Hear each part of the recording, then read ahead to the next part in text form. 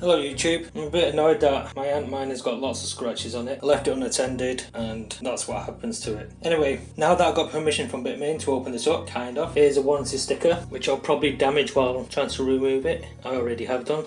Oh well. So I'm going to try to remove 4 screws. There's also another 4 screws on the fan, so I'll try to see what happens when I don't remove these. I'll disconnect the fan first. I've removed the 4 screws. They were very difficult to remove and there was no need to remove the 4 fan screws. So that just comes off just like that. I forgot to disconnect the hashboard and the cards just slide out.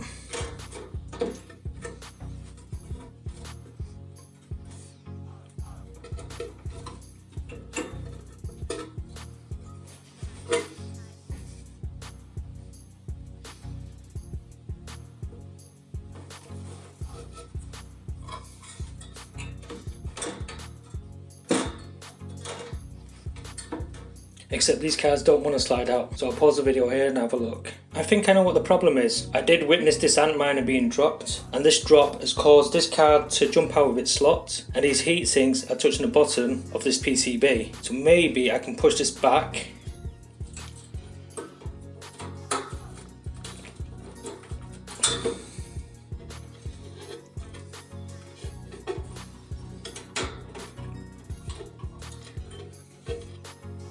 And now there's a gap between the heatsink and the bottom of the PCB. Hopefully that hasn't caused any shorting out.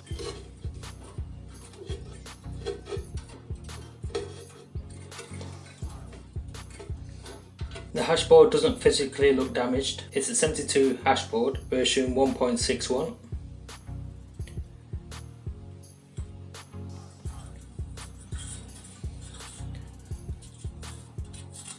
And that's what the other side looks like. It's actually 2 hashboards which are not lined up properly. The 2 outside ones were easy to remove. These 2 middle ones are a bit more difficult. But once I have all these out, I'll be able to put it back in and then test it again. That's all of the hashboards in now, back in their slots. Nothing is touching the other cards. There's a gap between all of them. So hopefully that was an easy fix and all I have to do is connect everything up, power it up, and then check if all 4 cards are still there. I did have to remove the front fan. You don't have to remove the front cover. By doing this, I was able to push the cards through with a lot of force. Check that out, 4 hashboards are up and running. It does say 489 megahash per second, but that's only because it's just powered up. I could have done this sooner, but I've been really busy. But at least the miner's up and running now and it can start churning away. And I don't have to send a hashboard to China, so I've avoided further downtime. So that's a great success. To check if this happens with you, all you have to do is wiggle the hashboards, but I think you can wiggle it without the cables connected in. And if they wiggle a lot, then you're okay. If they don't wiggle, then you might have the same problem as I had. If you've liked this video and found anything useful, leave a thumbs up. If you haven't done already, please subscribe and click on the bell for more notifications.